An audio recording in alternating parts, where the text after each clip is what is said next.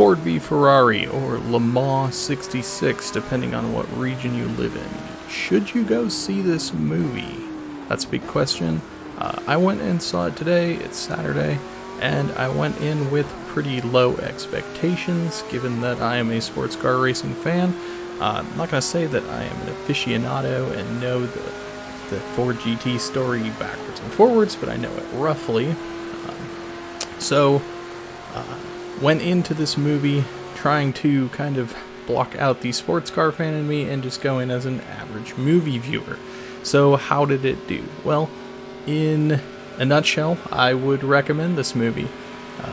If you like going to see movies, it's a good one. As a racing film, it is a good racing film. The racing, actually, though, is probably the worst part of the film. Everything else I thought was pretty good. Acting, script, dialogue, things like that, all well written, but really the movie was let down by the racing scenes and the racing itself. It was movie racing, so if you go in assuming that you're not going to see accurate racing, you'll probably be okay. And that was fine. Racing wasn't necessarily the entire focus of the movie, because it was about the story of Ford versus Ferrari and how that deal fell through and how Ford wanted to go and crush Ferrari. So yeah, I'll get into a bit more detail here. So what did I like about it? Well, there were beautiful cars in it, obviously. It's one of these period pieces, so we've had like Captain Marvel in the Marvel universe, where we're seeing kind of a retro look. They obviously had to go with that because we're set in the 60s, and they captured that pretty well.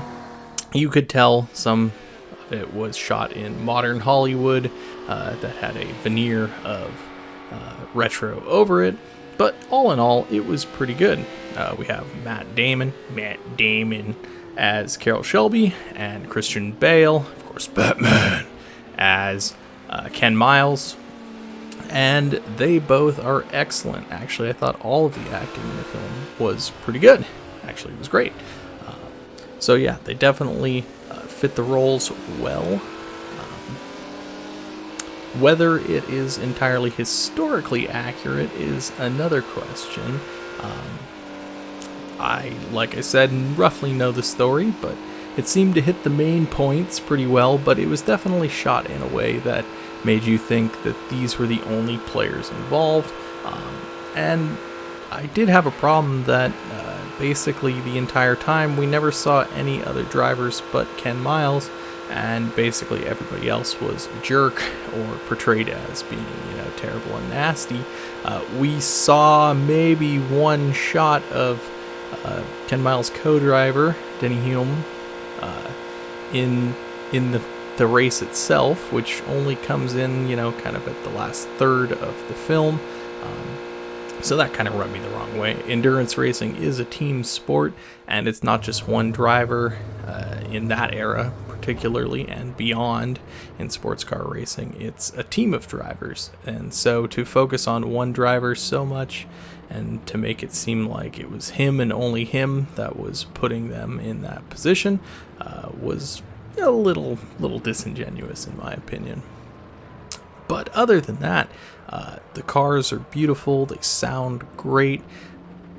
There is a bit of a problem with some of the shots where they have to recreate old racing circuits, so Daytona is in there. I was sad they didn't go to Sebring. That would have been great old Sebring shots, but they have Daytona in there, and they've definitely kind of somewhat recreated historic Daytona.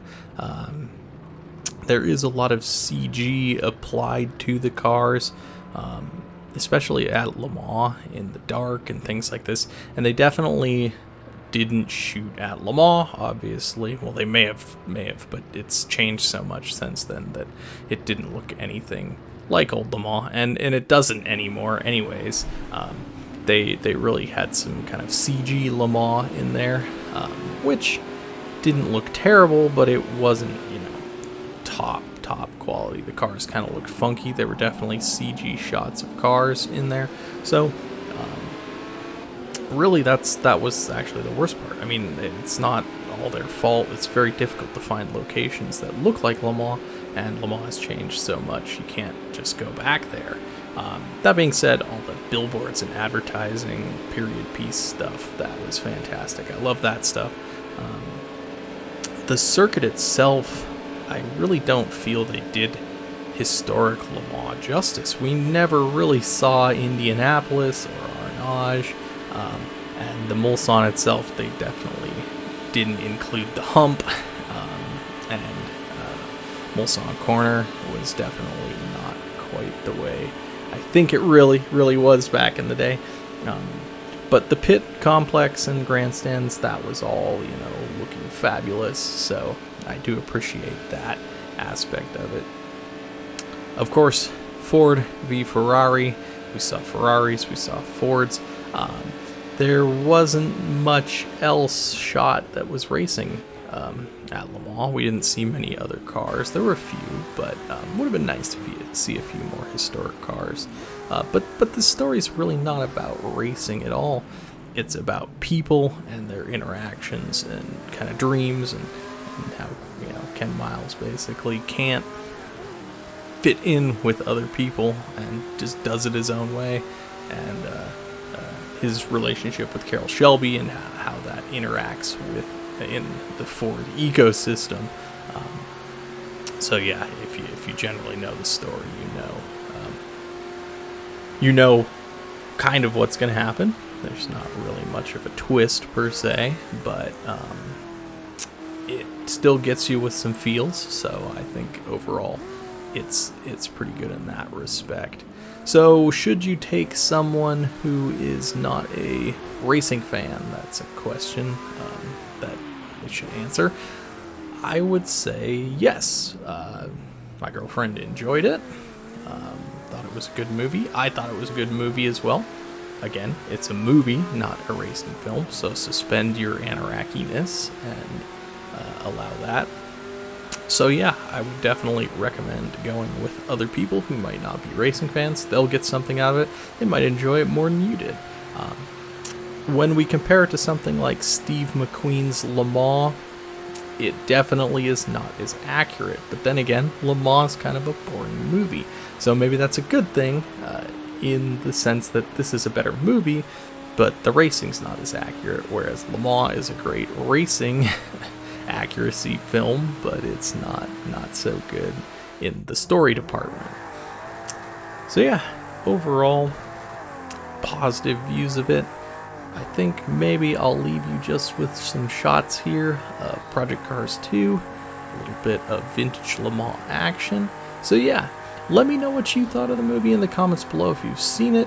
If not, definitely go give it a chance. I think it's pretty much worth it. I enjoyed myself, and I didn't come away feeling bad about it.